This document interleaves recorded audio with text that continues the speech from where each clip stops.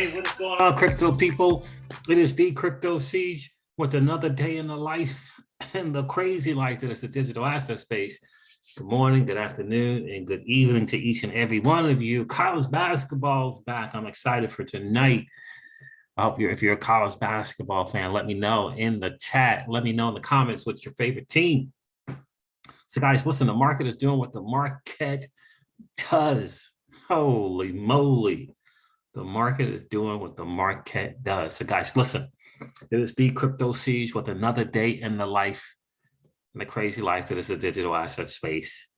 Listen, guys, I'm going to go over the market. I'm going to go over some stuff with Twitter, some very, very interesting stuff coming from the Russian energy prime minister or something along those lines, talking about Russia.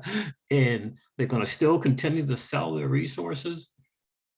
But they're not going to be taking any payments in the US dollar. Interesting stuff. All right, guys. So listen, we'll get into that as well. We'll get into a little bit about TAIG, what he's discovering, and RippleXRP, what they're discovering about the whole madness with the Ethereum Enterprise Alliance and Lubin and Novogratz.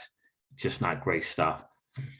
Just not great. So listen, guys, this is your XRP Ripple daily news in around 0 to 10 minutes. Let's do this. So Bitcoin hit 44,000 for a bit. It is currently at $43,808. The total cryptocurrency market cap is at 2.08 trillion. How cool is that? Bitcoin dominance is at 40.1%. That's not great news for the alt. But in any case, 43,800 for Bitcoin. Ethereum is still over 3,000. It's up 11.9% on a 7-day. Is Ethereum. XRP is at 84 cents. Cardano is up 39% at $1.16. Great to see a lot of double-figure greens for sure. That's really, really exciting. Terra Luna is $92. Solana is up at $100. It's up 60% on a 7-day. Avalanche, I'm getting ready to do some SAVAX here as well. Really excited about Avalanche and what they are doing. Yeah, they get ready to get into the USC Luna business. That is exciting. So Dogecoin's at 13 cents. Shiba Inu is up 8% on the 7-day. Cool. It's 24,000 Satoshis. Awesome. Polygon is up as well. It's at $1.62, it's up 10%. So for the market, a lot of double-figure greens. That is great, great stuff. Even Bitcoin Cash up 20% on the 7-day. That is not bad, not bad at all. Ethereum Classic is almost at 80% on the 7-day. It's at $49.21. That makes Miss Crypto Siege very, very, very happy. We got to get to that $60 back to where we once were for Ethereum Classic. What do we got? Stellar's even up double figures on the 7-day. Holy moly, you know the market's doing great. Stellar is at 21.5 cents. For all the metaverse gamers, Axie Infinity is $67, up 34% on the 7-day. Hedera Hashgraph, 21 cents. Feels just like a sleeper. We did so well in Hedera. We should have kept some. We did not keep any. Elron is at $188. Decentraland, the Mana token is up 6%. It's at $2.63. What's up with the VeChain USD dollar? What's going on with that? We'll have to check on VeChain, see what's going on. It's at 5 cents currently. What else we got going on here in the market? Phantom, in my opinion, is still a great buy. In my opinion, not financial advice. It's at $1.32. What we got else? Anything else good? Interesting to see Osmosis is down on the 7-day. The Osmo token. What else we got here for you guys? EOS is up 20% on the 7-day. ApeCoin. Wow. Zcash is up 26% on the 7-day. It's at $193.51. Let's go, Zcash. Gala Games, there it is, 24 cents. Another feels like a great buy. Just kind of feels like all the moves that Gala Games is making. We did manage to keep some of our Gala tokens, thank goodness. So what is that else? Anything else? Dash up 34% on the 7-day. Miss Crypto Siege will be happy about that one as well at $131, but still way, way below the all-time highs. Convex needs to get back up to $28. The CVX token, Chili's. My guy, High Altitude Investing, did some TA on that the other day. I didn't get the chance to watch it. But that's it with the market, guys. Again, doing what the freaking market does, right? It's doing what it does. Great to see it over 2 trillion. Hopefully it will continue.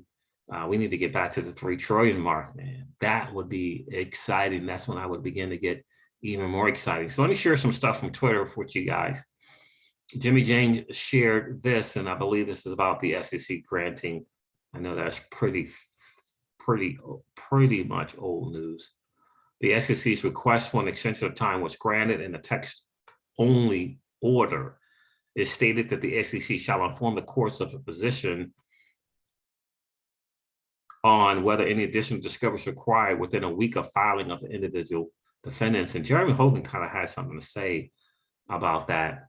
So we all know that the extension got granted. We all know that the Honorable Judge Netburn and the Honorable Judge Torres, they're going to cross all the T's and dot all the I's. Make no mistake about it. Jeremy Hogan said this: what I like about this order, Netburn ties the deadlines to how quickly Garlinghouse and Larson file their answers. The sooner they are filed, the sooner the 1 week clock starts. Also, she ordered a summary judgment briefing. She ordered a summary judgment briefing schedule, which hadn't been ordered previously. So what he's saying here is that things are moving along, and they're moving along in the right way. And I do like that. So yeah, so what he's saying there is he likes that, a lot of the timeline is kind of based upon how quickly Garlinghouse and Larson do something, right? So then that 1 week starts after them doing something. So, but in terms of dotting all the I's and crossing all the T's, they don't want this to get to any type of appeal at all. And so I appreciate and respect them for, taking that path for sure. But it is looking, in my opinion, it's looking really, really great for a settlement. It really, really, really is. Payments put this out. In case you missed it, Treasury Undersecretary adds the FedNow to stablecoin versus the digital dollar debate. FedNow coming back. Why? Yeah, so in any case, I'm not going to go over all of this, but the Treasury Undersecretary adds the FedNow to the stablecoin versus digital dollar debate. In all the heated debates about regulating stables coins and creating a digital dollar, the U.S. Treasury Department has been remarkably quiet about its own existing real-time payment service, FedNow.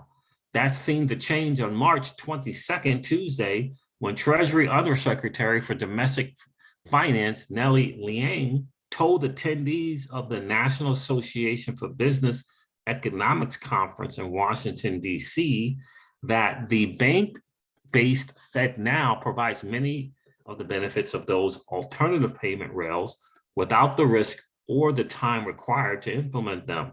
Interesting. She says, because FedNow relies on the banking system, there already are safeguards for consumers and businesses, according to Bloomberg. Bank-based money usually has deposit insurance. Such crap. 24 hours, 365, FedNow promises inexpensive near interbank payments, and is expected to be up and running before the end of next year, 2023. So in any case, they're kind of trying to promote that it's safer than the stable coins, and are ready far sooner than any digital dollar could be ready. So the FedNow have thrown their hats into the thrown their service into the hat, and saying that they feel like this could serve better as a stable coin, as a CBDC, as opposed to the digital dollar that could be years away, and that it's better than any kind of stable coin, quote unquote, because of the quote unquote risk of stable coins. In any case, this is some interesting news from Kenny. What's going on, Kenny? Hope you're well, bro. Says, boom, Canadian bank uses XRP for payment. Says Ripple, banks go all in. This is according to the Motley Fool. Motley Fool is a very, very popular newsletter for financial services based out of Maryland, my old stomping grounds. Yeah, so this was interesting. I thought I had this up, but they did a little article on it. It wasn't very much to it. coming out of the Motley Fool. But again, a very, very, newsletter, does really, really well in terms of helping people in the stock space. Top banks like this is from the Motley Fool, top banks like the Canadian Imperial Bank of Commerce are using XRP for payments. This is from Andrew Button from the Motley Fool, okay? So just understand that XRP is in a bullish trend right now at 84 cents. It is within striking distance of $1, a price that bulls have eyed for a long time. At $1, Ripple, the company, would be halfway to its all-time high. Okay, so no, it's not the company. They're calling XRP Ripple there. Got to get that correct. Unlike other cryptocurrencies, XRP, now they say XRP, sometimes known as Ripple, I don't know why he didn't say that before, has never regained the highs it reached in 2017's bull market. Were it to hit $1, we would be seeing momentum that Ripple has rarely delivered in the past. Again, XRP. What could be driving all of these gains? One obvious factor is perceived progress on the SEC lawsuit that Ripple, the company, is embroiled in. Ripple Labs, the creators of XRP, are being sued by the U.S. Securities and Exchange Commission. The company is generally perceived as being on the winning side, as it has scored a number of procedural wins already. Okay. Another less talked about factor is the fact that the banks are increasingly using XRP for payments. Got to get this right. What's this dude's name? Andrew, you got to get it right, my friend. Got to get that right. Just recently, the Canadian Imperial Bank of Commerce announced that it would use the Ripple payment network for international money transfers, touting the network's ability to deliver cross-border payments instantaneously. CIBC said it would use XRP to make it easier to send money worldwide. In this article, I will explore why banks like CIBC are adopting Ripple's slant XRP and what it could mean for investors. So we got to take some of this with a grain of salt because he keeps saying Ripple when he means to use XRP. And so when you say you're using Ripple Net, that doesn't mean necessarily that you're doing ODL, right? So you can check into that and see if they're actually using ODL at the moment. So in any case, I just wanted to share that with you guys. TAIG and Ripple have been on some stuff. I got to tell you, they have been really doing some research into the whole shenanigans with Novogratz and this kind of like the shell company that he started. So let me start here. Hey, Jerry Brito, you tried to corner the market for Ethereum in 2018, says TAIG. You met with Gary Gensler again in August of 2021. What did you talk about? Convenient for the SEC to stop uploading Gary's public calendar. We all remember when they decided to do that, right? Remember that? Right here, August the 3rd of 2021, phone call with Jerry Brito. And they stopped uploading his calendar and stuff like that, Gary Gensler's calendar. I find that to be very, very interesting. Why would anyone want Jerry Brito leading any public policy on crypto? He lobbied for Bitcoin and Ethereum only and played a massive role in the Ethereum free pass speech that destroyed innovation in America. Why is Gary Gensler meeting with Jerry Brito or having phone calls with Jerry Brito?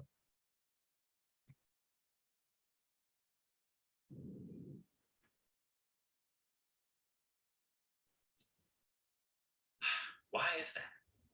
And interestingly enough, he says what Joseph Lubin has been saying. Coin Center is around Bitcoin and Ethereum. Coin Center. Remember that name, Coin Center. It said, Jerry Brito says, and to be honest with you, I think the law is pretty clear. And I think this is what Chairman Clayton has been expressing. I think to some frustration over and over is that to him, the law is pretty clear. And to me, it seems to be pretty clear too. I've only heard one person say that they thought the law is clear besides Gensler, and that was Joseph Lubin. And now I'm hearing this from Jerry Brito. So Brito. Let me share something else that I believe TAIG was sharing with us as well. And maybe even Ripple forget my laptop. Let's go laptop. Come on. Laptop is not really a laptop. Okay. He says, OMG, Jerry Brito and Gary Gensler. Wow. Jerry Brito is an Ethereum maxi. Everyone acts like this guy is on our side.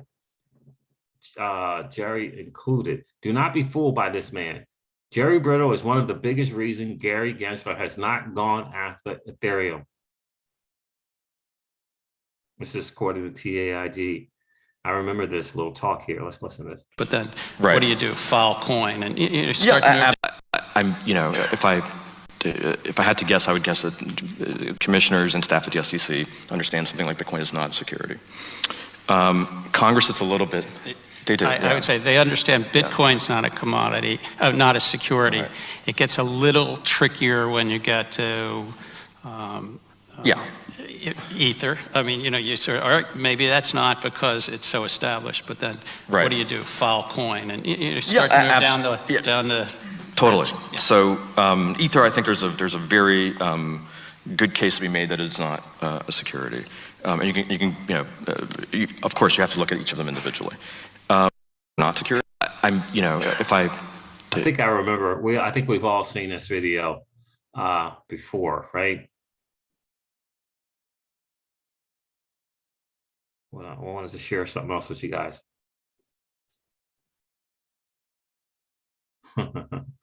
XRP at 500, interesting stuff.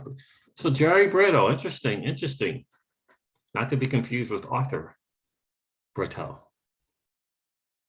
Why is he meeting with, it's interesting to me that he had a phone call rather with Gensler, 2021. I mean, that's just recent. The Ethereum Bitcoin nonprofit lobbying organization, Coin Center, is one of the biggest reasons this country is being starved of innovation. It's all to protect the incumbent pockets. U.S. retail investors are like gum on the bottom of their shoes. Yeah, so there's also some there's some documents about UBS and Barclays being part of the Ethereum Enterprise Alliance early on in the beginning days as well. So that whole incumbent thing, right, is very, very interesting to me.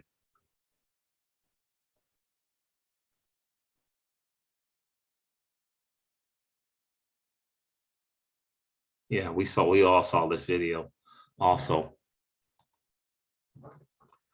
Another thing that I wanted to share with you guys is look, I remember when I first heard about the Ethereum Enterprise Alliance and how big it was and how many big players that there were in that thing, right? I mean, it was a lot of big players. Lots of big players. John Deaton weighs in on this from Scott Chamberlain, trying to figure out why they're not participating in anything Ripple related. Scott Chamberlain here, former lawyer, entrepreneur fellow, AUN College, UBRI, and co-founder of Evernote, Tweets and Opinions. Wow, full paper on SEC regulatory uncertainty without mentioning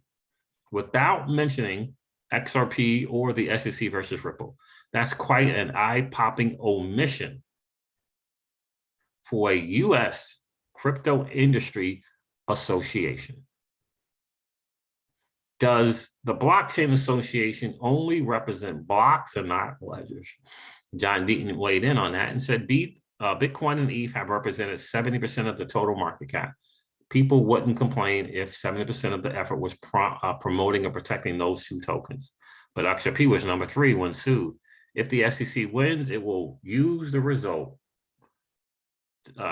against other tokens. There's also the library situation. Why so silent?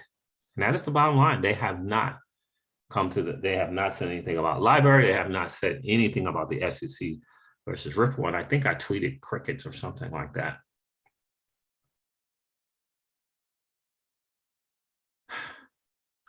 Right? You got to get where it all started.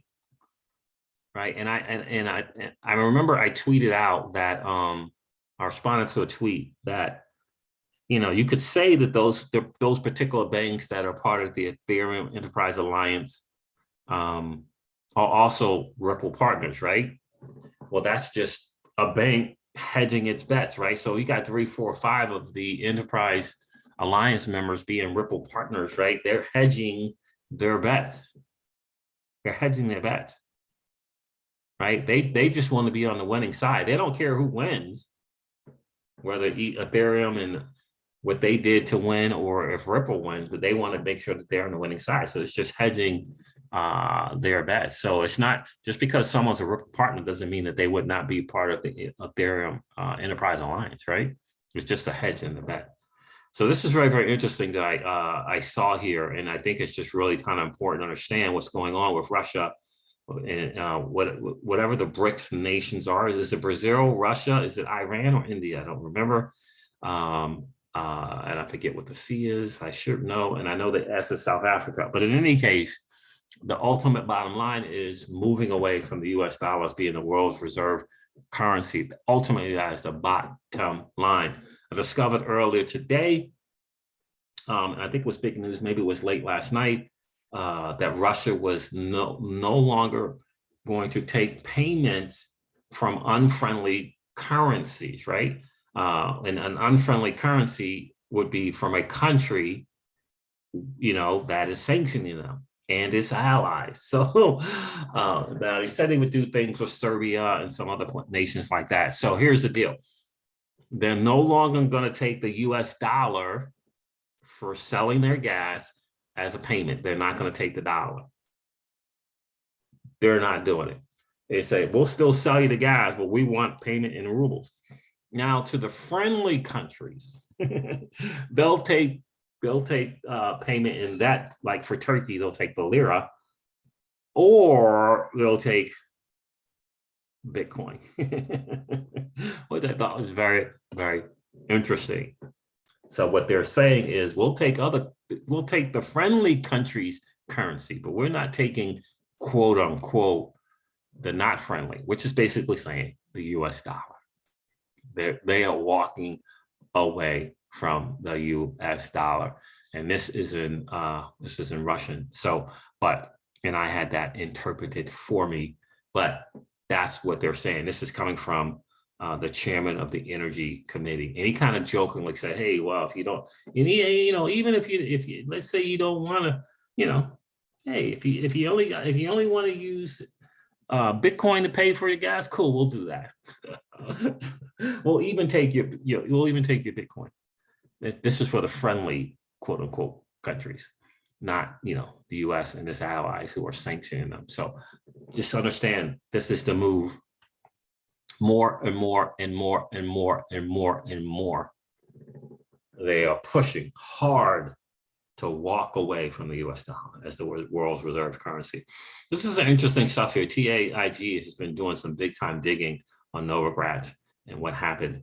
It says here, check this out, 30,000 Bitcoin from the ETH presale was controlled by fiduciary members and then moved to a holding entity established in Canada that will be gradually converted into a DAO. He says here that Novogratz blocked me for this. It's called the Bratmer Pharmacy, turned into Galaxy Digital.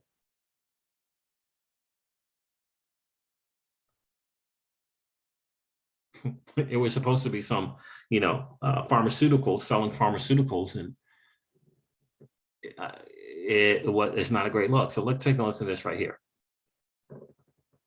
There is this tiny little, this is Ethereum, welcome to the beginning. I posted, okay. There is this tiny little thing you didn't mention here. You didn't mention there.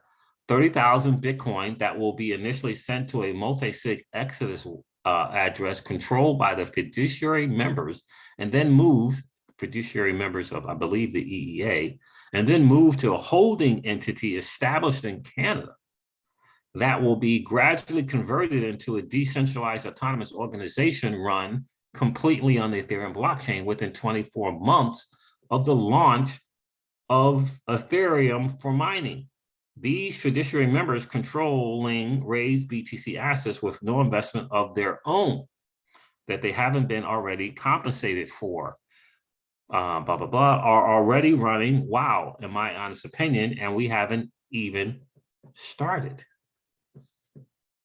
And we haven't even started. Some other stuff here says, this is from January 13th. Mikey Novogratz then manipulated Ethereum crowd sale. The manipulated Ethereum crowd sale has you and Lubin written all over it, man. It shows it here. Shows it here. Pete Brigger, Novogratz partner. Shows that there. Pete Brigger again. And it shows this. Here it is right here. Vitalik said that they can make a go of it with only 500 BTC. If they raise more than that, they have plans on how they can use the money to further their ecosystem. However, there is absolutely no way that they could ever spend the more than 30,000 BTC. So they are capping the investment at that level. With respect to for the guy who used to work at Goldman Sachs, we got Mike Novogratz. Hey, everyone, we have ex-Goldman Sachs non-idiot types. Give us all your money, right? This is not a great look at all. Have you seen this? Novogratz set up Bradmer Pharmaceuticals, a Canadian company. The name, it was supposed to be a pharmaceuticals. Bradmer Pharmaceuticals. Novogratz set this up, according to TAIG. Name change to Galaxy Digital Holdings Limited, lining up perfectly with the date of the Hinman speech. I have the links if you want me to post them.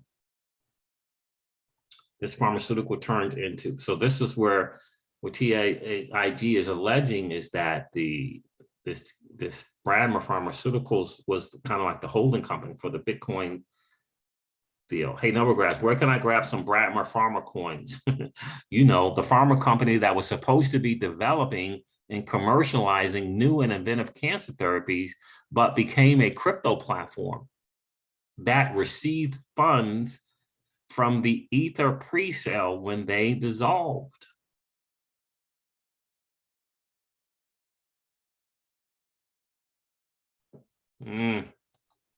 Not looking great at all. Not looking great at all. So this is more on the UBS and Barclays are front runners with the Bitcoin 2.0 technology called Ethereum. This was in August 5th of 2015. And I think this is very, very interesting that this article came out because remember, the XRP digital asset and the XRP ledger were created before Ethereum. So it's just zero doubt that XRP and XRP ledger are the biggest, they felt the biggest competitors. Ethereum and the people from Ethereum thought that, right? So you got UBS and Barclays, part of this enterprise Ethereum alliance thing. Not only JP Morgan and Goldman Sachs were all on Ethereum before the blockchain was even built. Also UBS and Barclays, this is crazy. Ethereum was built for and funded by the big major correspondent banks of those whose business is at most risk from Ripple and XRP. And we've always said that, right? JP Morgan and Goldman Sachs, we said on this channel time and time again, they're not worried about Arbitrum, Optimism, Polygon, Avalanche, Terra Luna. No, they're worried about the XRP and the XRP ledger. It's always been that way. They thought because they were working, allegedly in my mind, they were working with Lubin from the beginning, JP Morgan, Goldman Sachs. We already got the ties to Lubin and Morgan, and they were going to corner the market. JP Morgan, go figure, looking to corner and manipulate a market. Go figure. That's what they thought that was going to happen. It's always been that way. Ripple, it's always been that way. Ripple is the disruptor. It's tech, the XRP ledger, the XRP, the digital asset. It's the disruptor, and the banks, the big banks, knew it. They knew it. And it's always been about Goldman Gary trying to slow down JP Morgan's biggest competitor. Always been that way. Unfortunately, sad, but it's unfortunately the way it is, right? But we're exposing them. We're bringing out the dirty, nasty truth, and we get enough Congress people that are not at the beck and call of the incumbent banks. More and more of the truth will get exposed. But we have to get more new people in Congress that are for the innovation and not monopoly for JP Morgan, right? Got to remember, these big banks lobby Congress.